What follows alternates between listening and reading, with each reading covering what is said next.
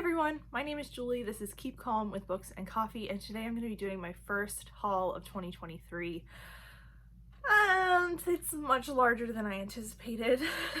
This is an interesting year for me because personally, I normally do really well sticking to my goals, which is usually to not buy a lot of books in like January, February, March, and then slowly kind of devolve away from that. Right now, I am totally breaking that goal. I bought way too much stuff, acquired too much stuff in January. And then I also usually read a lot in January because I get that like boost from starting the new year, and I haven't finished anything yet. I haven't really even felt like reading yet. So I'm just interested to see how this goes, but normally this is sort of the opposite for me, and it's just interesting.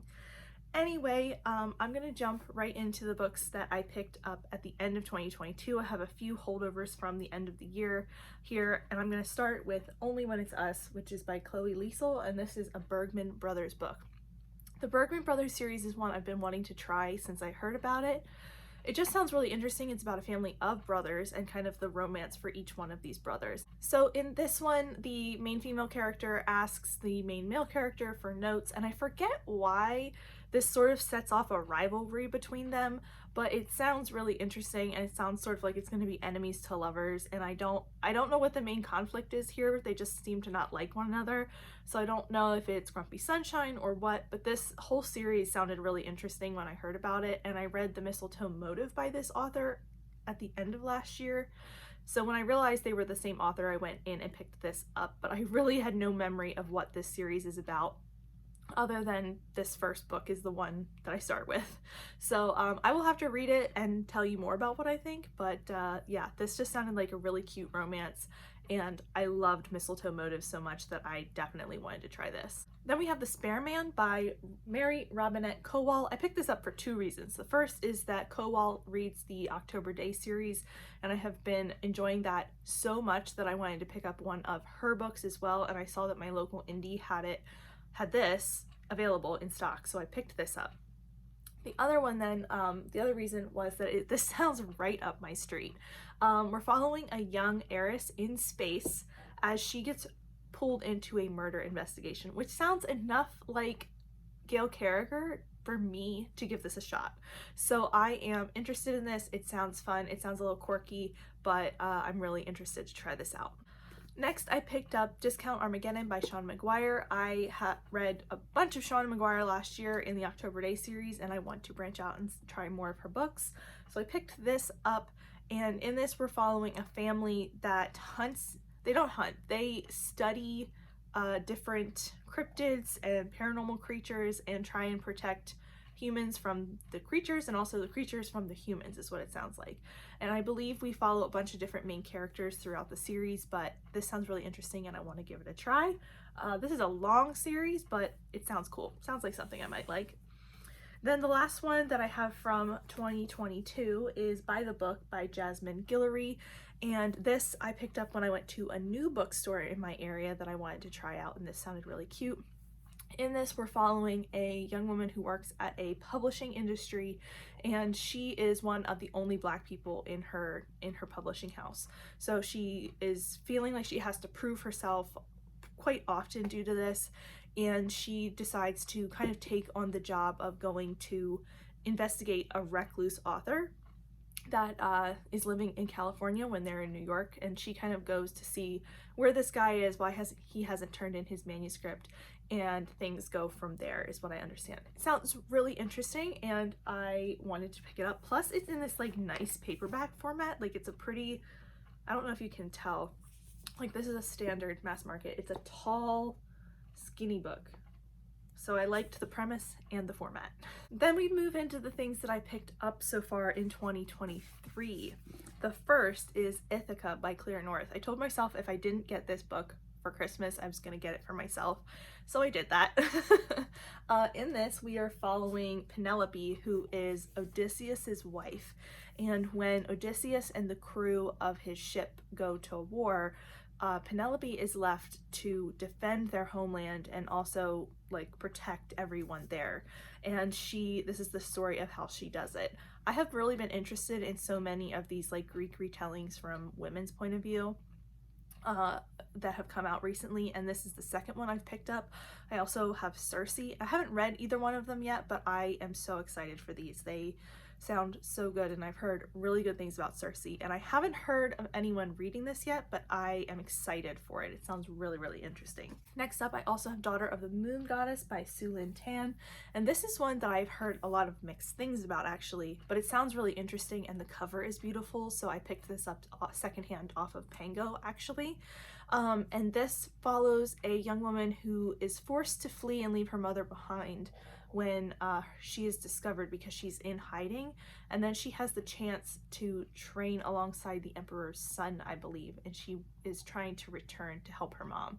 But that's like the description that I've heard from the inside cover. I haven't heard a lot of people talk about the description now that I like think about it, so just their thoughts. So I will give this a shot and find out what I think, and hopefully be able to give you a better description.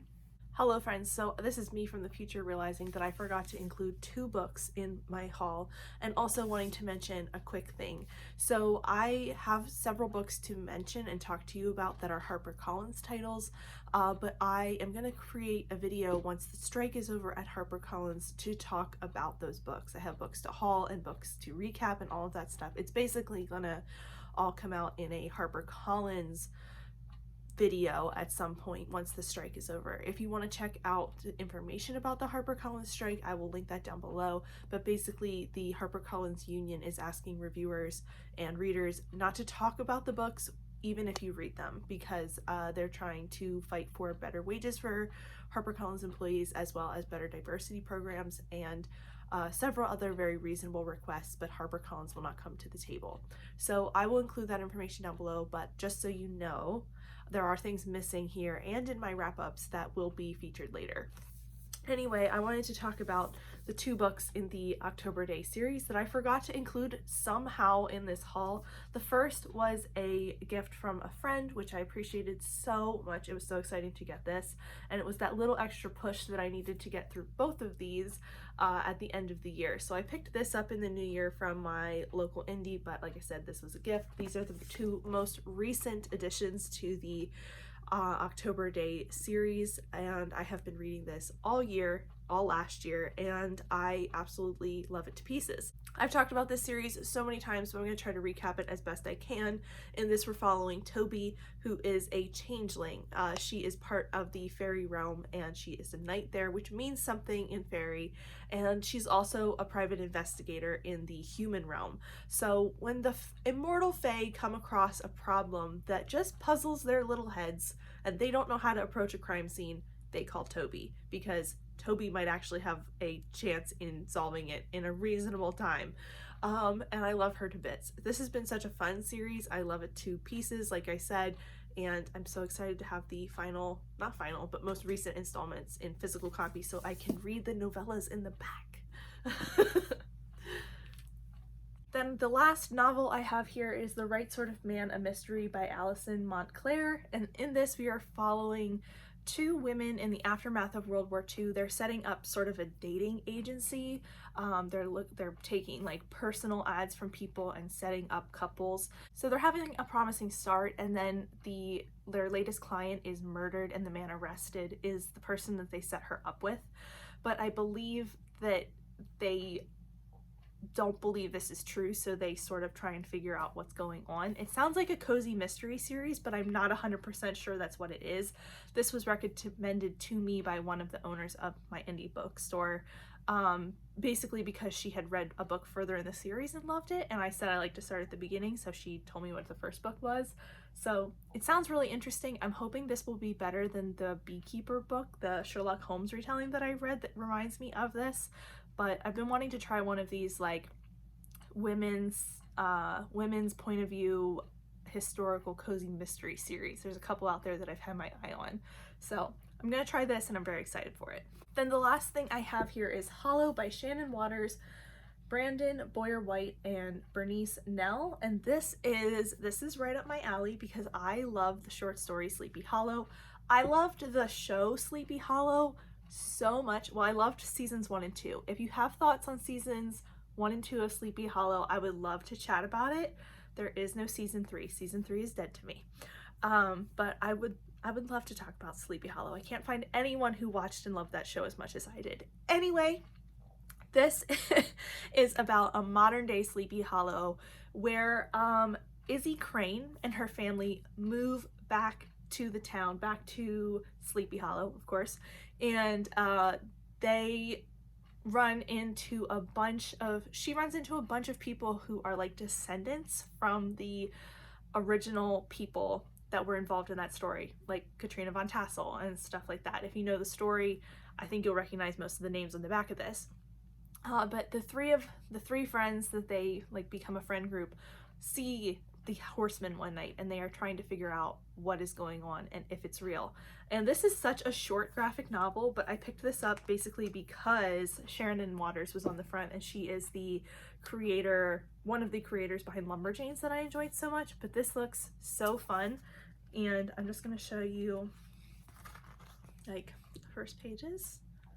It's a cool graphic novel style that I really like, so I can't wait to read this, and I will probably do it very soon because it's so short.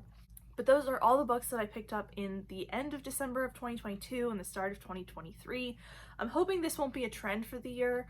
I was waiting to pick up a bunch of these because I had a coupon for completing my Indies bookstore challenge, so I was like splurging on a few books that I knew were going to be expensive, like this and this. And I really wanted to pick those up while I had a discount, but I'm really hoping that I don't do this every month, but we'll see, because you know, I've seen so many people say book buying and book reading are separate hobbies, and I'm really trying to make that not true for myself, and I also want to read down my TBR this year. So we're doing our best, but this is really gonna hurt my numbers for January. But that is it for me today. Thank you so much for watching. If you have any thoughts or feelings or want to share anything about these books, please let me know down below. And if you want to see me again, go ahead and subscribe. Thank you so much for watching, and I will see you next time. Bye!